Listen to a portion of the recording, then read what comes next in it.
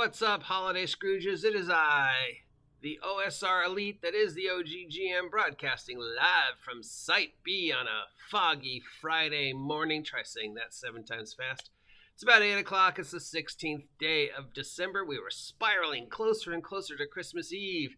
It's the most wonderful time of the year. And with nothing really else to talk about, we're taking a look at all the end of the year lists from various companies and magazines about what they thought was the top gaming related nonsense of 2022. And here we have a list of the top board games. A topic I don't cover enough because I really suck at board games and I don't play them as much as I would like to or should. Anyways, these are the best board games of 2022 released according to The Gamer. This is a magazine online. I guess they cover normally video games. But for today, they've also dipped their toes into the board game thing. So, does it say who makes these games? No, it just says the games. Okay, so we have Richard Garfield's Dungeon, Dice, and Danger. It's a roll and write game with a classic tabletop vibe. It's by Richard Garfield. If that name sounds familiar, it's because it's the guy who created Magic. So it's probably at least semi-decent. Jurassic World Legacy of Isla Nobel from Universal Games. It's a board game where you try to escape from Jurassic World. So, you know me, it's one of those games, if I played it, I'd be voting for the dinosaurs to eat the other characters. Which means I probably shouldn't play this game. Also, it takes place on a small island off the coast of Costa Rica. From Master Dater from Cyanide and Happiness. Cyanide and Happiness, the web cartoon that sort of became a bit of a phenomenon. This is a dating game for 3 to 6 players. And it's all about, I guess, putting together your most perfect date by combining cards.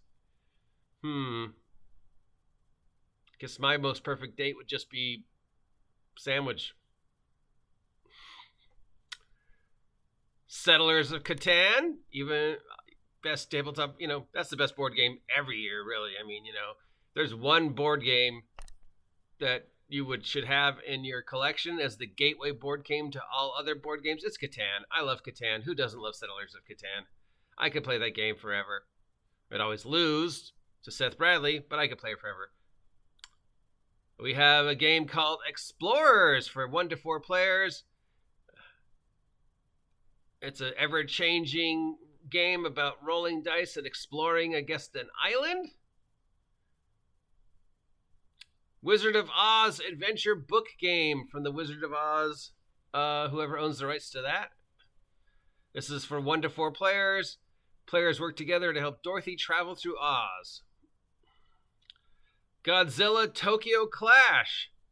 This is a kaiju city stomping game similar to King of Monsters. It's for 2 to 4 players.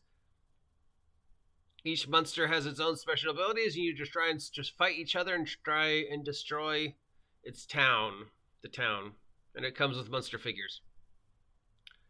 Ticket to Ride and Ticket to Ride supplements like Ticket to Ride San Francisco or Ticket to Ride Steam. Ticket to Ride is another great starter game, another game I absolutely love that I don't get to play enough. It's about making railroad routes and then trying to make the railroad routes profitable. 2 to 4 players, ages 8 and up, can be played in 15 minutes. Great game. And that is the top board games for 2022. Of course, Catan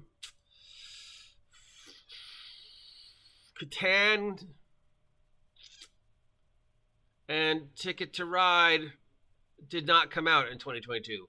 Catan and Ticket to Ride have both been out for a very, very long time. Like 10 years or longer. So sometimes I wonder about these lists. Are these the best lists of product you think came out, or just best games that you played?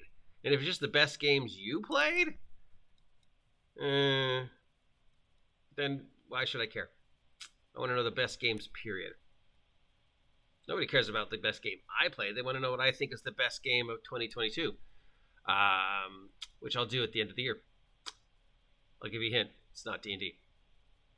So yeah, thank you, The Gamer. Do you do anything else for us, or just video games? Yeah, it doesn't look like they do much in the way of our neck of the wood. Mostly video games and board games. Still, thanks for the list. It's always nice to take a look at what other people think of the hobby.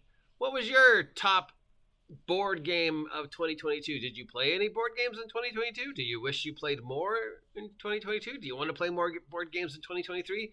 Should I play more board games in 2023? Do you even care about what I'm talking about? Let me know down below, and as always, remember this is a monetized video, so you might see ads, and if you do, I'm sorry. Till next time, get off my land, you damn meeples.